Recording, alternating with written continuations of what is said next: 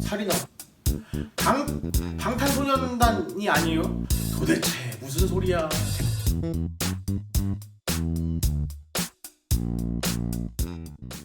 할렐루야, 반갑습니다. 리미TV의 강전도사입니다. 오늘 말씀 정말 주의 깊게 들으면서 어떤 하나님의 말씀이 우리를 또 이끌어 주실까 하는 기대감으로 우리가 함께 나아갔으면 좋겠습니다. 먼저 본문 말씀 읽고 오겠습니다.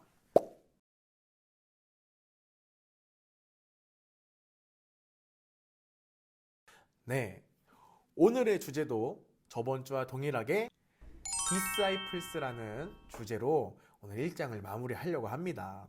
우리 저번 시간에 세례 요한의 두 제자가 그의 말을 듣고 예수님을 따르는 그런 사건들을 함께 봤습니다. 그리고 어떻게 끝났냐면은 예수님과 그들이 함께하는 장면에서 이 말씀이 맞춰졌죠.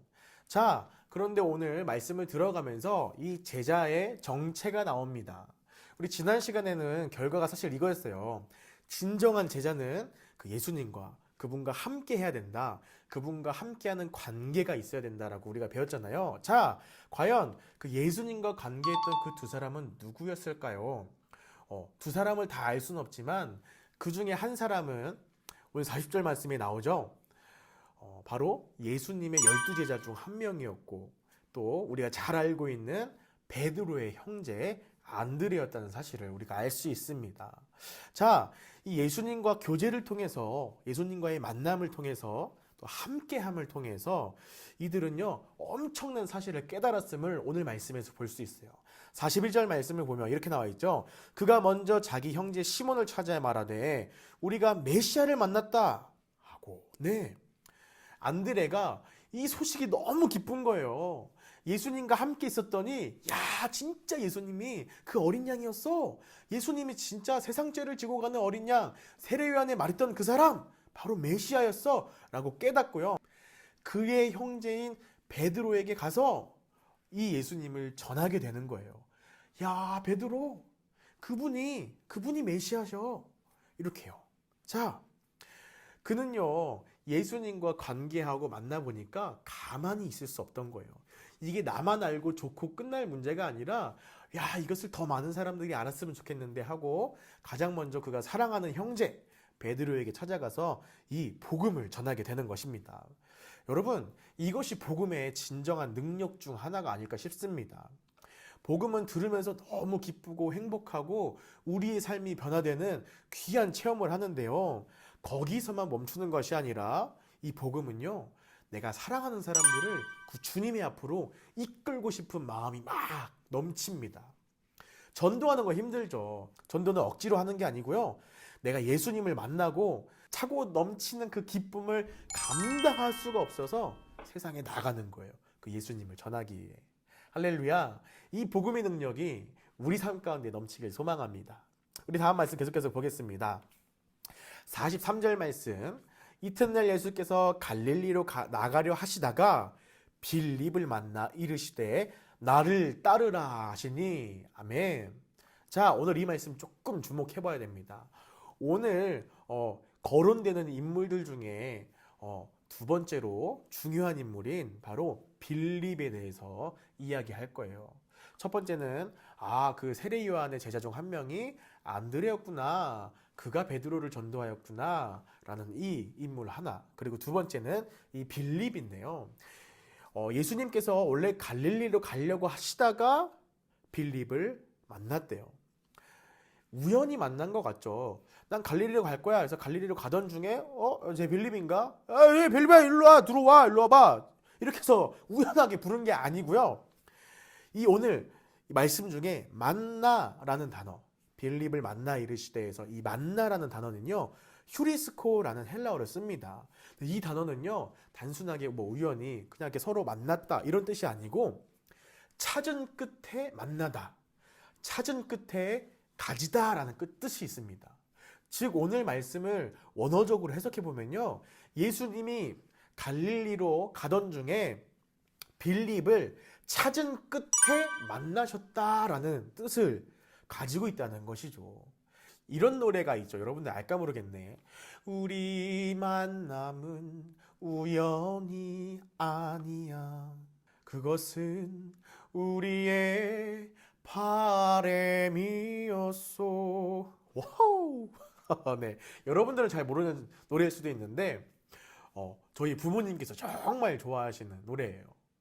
우리 만남 우연이 아니야. 노사연 씨의 만남이란 노래인데 여기에 이 뜻이 아주 잘 담겨 있어요.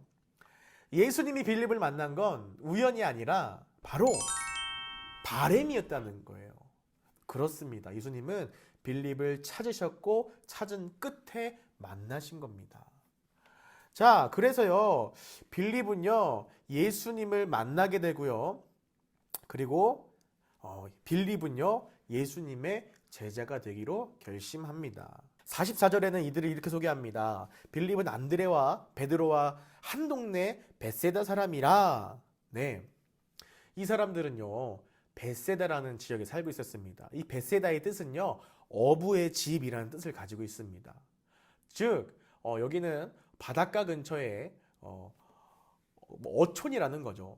그런데 하나님이 이 베드로와 안드레와 빌립을 부르신 이유는 바로 이들을 사람을 낚는 어부로 만들기 위해서 이들을 부르셨습니다.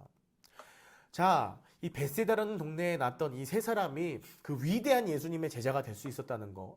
자, 어떻게 보면 공부도 제대로 안 했을 것 같고 뭐 아는 것도 없고 그냥 집안 대대로 가업으로 내려온 이 어부의 일을 계속했던, 쓰임받지 못할 것 같던 이 사람들이 소망 없는 삶을 살아가고 있는 것 같았지만 하나님은 이들에게 찾아와 주셔서 소망을 주신다는 거예요. 자, 그 다음 말씀. 빌립이 나다나엘을 찾아 이르되 모세가 율법에 기록하였고 여러 선지자가 기록한 그 일을 우리가 만났으니 요셉의 아들 나사렛 예수니라. 아멘. 빌립도 이 복음을 들으니까, 빌립도 예수님을 만나니까 너무 기뻐가지고 그가 사랑하는 친구 나다나엘을 찾아갑니다. 그래서 예수님에 대해서 논리적으로 전합니다. 첫째, 야, 율법에 기록했고 여러 선지자가 기록한 그분이 바로 예수님이셔. 그 예수님이 누구냐? 바로 요셉의 아들 나사렛 예수시니라. 네, 정확하게 전하고 있어요. 그가 누구신지, 그가 어떤 분인지, 그가 우리가 알고 있었던, 우리가 들었던 그 요셉의 아들이다. 나사렛 출신의 예수님이다. 라고 전하고 있습니다. 그런데 여기에 나다나엘이 이렇게 반응합니다. 나사렛에서 어떻게 선한 것이나 알 수 있겠느냐? 무슨 선한 것이 거기에서 나냐? 어떻게 메시아가 그런 동네에서 날 수 있느냐라고 약간 소소하게 반박을 합니다. 여기에서 우리가 알 수 있는 것은요, 도대체 나사렛이 어느 동네이기 때문에 이 나다나엘이 그렇게 나사렛을 무시하는 거야 라고 생각할 수 있지만, 나사렛은요 엄청 시골이에요. 엄청 작은 마을이고요. 뭐 성경에서 과연 큰 인물이 날 수 있을까라는 이 생각조차 못할 정도로 정말 작은 마을이에요. 아무도 잘 모르는 마을 중에 하나예요. 여기에 빌립은 이렇게 말합니다. 와서 보라. 야, 이거 와서 보라. 예수님이 29절에 제자들에게 말씀하신 것과 똑같죠. 아, 벌써부터 예수님을 닮아가나요? 아니면 이때 당시 유행어였을까요? 와서 보라. 네. 아무튼 왜 빌립은 더 논리적으로 예수님에 대해서 설명하지 않고 와서 보라라고 설명했을까요? 바로 예수님은요, 우리가 알고 믿는 것이 아니라 믿으면 알게 되는 존재예요. 다시 말해서 우리가 믿고 있는 믿음, 이 기독교 자체는요, 설득과 어떤 논리로 막 깨달아지는 종교가 아니라 우리가 믿는 종교라는 거예요. 우리가 그 예수님을 믿을 때 모든 것들이 깨달아지는 은혜가 있는 종교가 바로 우리 기독교라는 것입니다. 47절을 보겠습니다.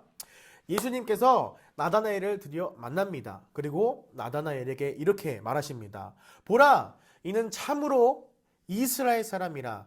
그는 속에 간사한 것이 없도다 라고 말하고 있습니다. 마치 예수님이 어떻게 또 나다나엘을 알고 있었네, 그에 대해서 이렇게 설명하시는구나, 누군지 라고 생각할 수 있지만, 예수님의 이 멘트의 정확한 뜻은 이 나다나엘에 대해서 이야기하는 것이 아니라 나다나엘과 같은 우리에게 우리에게, 주님의 백성들에게 하시는, 선포하시는 말씀입니다. 무슨 뜻이냐면 우리를 참 이스라엘로 주님께서 만들겠다.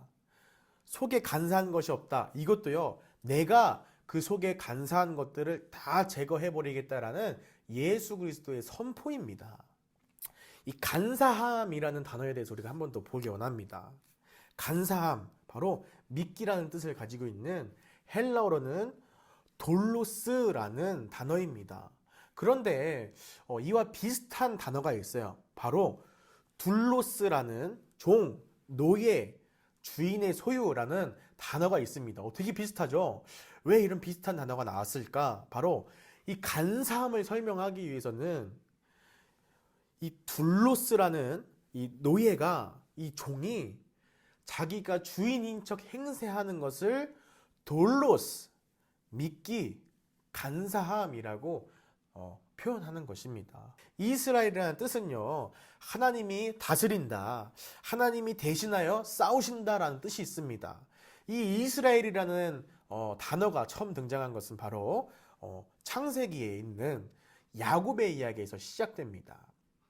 하나님이 야곱에게 너는 이제 야곱이라 불리지 않고 이스라엘이라 불릴 거야 하면서 이 단어를 등장시키셨습니다. 자, 다음 말씀 쭉 이어서 볼게요. 나다나엘이 이르되 어떻게 나를 아시나이까?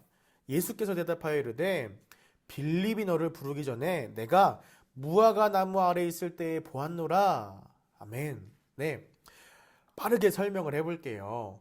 무슨 내용인지는 알겠죠? 예수님이 이전에 무화과 나무 아래 있는 너를 보았다라고 말씀하시는 거예요. 자, 이 무화과 나무는요, 구약적인 개념에서는요, 평안함, 또 평안에 대한 갈구, 허기를 말하고 있습니다. 이 당시에는요, 이 로마 정권의 폭력과 또 황금만능주의 때문에 이스라엘 백성들이 정말 견디며 사는 것이 너무나 힘들었습니다. 그래서 더더욱이 이스라엘 백성들은요, 우리 가운데 오신다고 약속하셨던 그 메시아를 정말 기다리면서 그 구약의 말씀을 잊지 않기 위해서 이 무화과 나무 아래 모여가지고 말씀을 나누고 묵상하고 우리에게 오실 그 메시아를 기다리면서 기도했던 곳이 바로 무화과 나무예요. 즉 예수님이 무화과 나무 아래 있을 때 내가 너를 보았다라고 말하는 것은 네가 얼마나 그 구원에 대한 갈망이 있는지, 네가 얼마나 하나님을 사랑하고 말씀을 중요하게 생각하고 메시아를 찾았는지 내가 알고 있다라는 뜻입니다. 자, 이에 나다나엘은 이렇게 대답합니다. 라비여, 당신은 하나님의 아들이시오, 당신은 이스라엘의 임금이로소이다. 아멘. 나다나엘은요, 예수님에 대해서 깨달아지는 거예요. 믿음이 생긴 거예요. 그래서 알게 되는 거예요. 아, 선생님, 당신이 그 메시아군요. 당신이 그 하나님의 아들이시군요. 라고 깨닫고 이 감동의 막 물결이 그의 속에 막 이렇게 왔겠죠. 그렇죠? 얼마나 기쁘겠어. 자, 50절 말씀에 예수님이 이렇게 대답합니다. 내가 너를 무화과 나무 아래에서 보았다 하므로 믿느냐? 너는 더 큰 일을 보리라. 아멘. 예수님 진짜 멋있는 것 같아. 야, 너는 나를 이전에 한 번도 본 적 없지? 근데 내가 너한테 무화과 나무 아래에 있는 너를 보았다라고 한 이 말을 너 진짜 믿냐? 라고 하는 거예요. 이 말은 그렇죠. 야, 뭐 별거 아닌 말이지만 너 진짜 내 말을 믿고 따를 수 있겠어? 라는 말을 하는 거예요. 왜? 나다나엘이 고백했던 예수님에 대한 모습은요, 정말 중요한 거거든요. 그분이 참 하나님임을 깨닫는 말이거든요. 그래서 예수님은 그를 축복하시며 이런 말씀을 하십니다. 너는 나를 만난 것보다 더 큰 일을 볼 거야. 자, 너무나 행복합니다. 사랑하는 관계에는요, 만남만이 이루어지는 것이 아니에요. 사랑하는 관계는요, 이 만나면서 또 더 큰 일들, 더 큰 계획들을 함께하고 이루려고 나아갑니다. 즉 이런 거예요. 여러분들 뭐 연애는 해봤나 모르겠어? 아무튼 선생님도 지금 여자친구가 있잖아요. 그렇죠? 이 사랑하는 관계에 있어서 전도사님이 우리 앞으로 미래를 꿈꿔봐야 되지 않겠어? 우리 결혼 언제 할까? 궁궐 같은 집, 내가 구해다 줄게. 이런 계획을 한단 말이지. 아무튼 예수님과 나다나엘이 사랑하는 관계가 돼서 더 큰 일들을 바라보리라. 더 큰 계획, 하나님과 함께 이룰 그의 비전을 주신다는 말을 한 겁니다. 자, 우리 마지막 말씀 51절입니다. 다 같이 함께 읽어볼까요? 또 이르시되 진실로 진실로 너희에게 이르노니 하늘이 열리고 하나님의 사자들이 인자 위에 오르락내리락 하는 것을 보리라 하시니라. 아멘. 네, 아까 했던 야곱의 이야기를 좀 더 하길 원합니다. 오늘 이 나다나엘에게 말하시는 하늘이 열리고 하나님의 사자들이 인자 위에 오르락내리락 하는 것을 보리라 하신 것은요, 구약 성경에 있는 야곱의 이야기를 직접적으로 하신 거예요. 야곱의 사닥다리, 이 장면은요 창세기 28장에 나옵니다. 자, 야곱은요 처절하고 아주 힘든 상황 속에서 하나님의 영광을 바라보게 됩니다. 이때 당시에는요 구약 시대의 그 사람들의 인식 속에는요 이런 게 있었어요. 나그네 환대법이라는 게 있었어요. 뭐냐면 우리 마을에 나그네가 오잖아요. 근데 이 사람이 노숙하거나 굶고 있게 하면은 이 마을에 수치예요, 수치. 그래서 누구든지 그 나그네를 초대하고 초청해서 집에서 씻게 하고 자게 하고 먹을 것을 줘야 되는 어떤 이런 되게 아름다운 문화가 있었습니다. 그런데 오늘 야곱은요 아주 혼자예요. 철저하게 혼자였고 철저하게 버림받았어요. 아무도 그를 환대하고 맞아주지 않아서 그는 홀로 노숙을 하게 됩니다. 이 상황 가운데에 아주 힘들고 지치고 정말 죽을까 말까 하는 이런 아픈 상황 속에서 야곱은 하나님의 영광을 바라봅니다. 야곱은요 그의 인생의 스토리를 보면요 하나님께 돌아오는 시간이 20년이나 걸려요. 20년. 하나님께 다시 돌아오기까지 20년이란 시간 동안 그냥 그가 죄를 짓고 못되게 살고 뭐 이런 게 아니고요. 하나님이 그 20년이라는 시간을 통해서 그 속에 있는 간사함을 제거하는 일들을 하십니다. 그리고 그 간사함을 많이 제거하시고 힘들고 지치고 혼자이고 정말 죽고 싶을 때 주님께서 이 야곱을 만나 주셔서 야곱의 이름을 이제는 야곱이 아니라 발 뒤꿈치 잡는 자라는 뜻을 가진 간사함이 가득한 이름 야곱이 아니라 너는 내가 너를 위해서 대신 싸울 거다. 너는 내 백성이다 하는 뜻을 가진 이스라엘이라는 이름으로 살리라 라고 하나님께서 말씀하십니다. 이것은 엄청난 축복이겠죠. 오늘 전체 말씀을 마무리하겠습니다. 사랑하는 여러분, 여러분들도 야곱과 같이 또 나다나엘 같이 빌립 같이 안드레 같이 또 베드로 같이 하나님과 만나는 귀한 축복이 여러분과 함께하길 간절히 기도하고 소망합니다. 하나님은 우리와의 만남을 원하십니다. 그 만남을 통하여서 하나님은 우리 속에 있는 간사함, 모든 죄의 문제들을 해결하시고 그 하나님의 제자로서의 삶, 하나님의 자녀된 삶을 살아갈 수 있는 축복을 주실 것입니다. 더 크게 쓰임받을 그날을 기억하고 생각하면서 기대하면서 기도하는 우리가 되길 소망합니다. 사랑하고 축복합니다.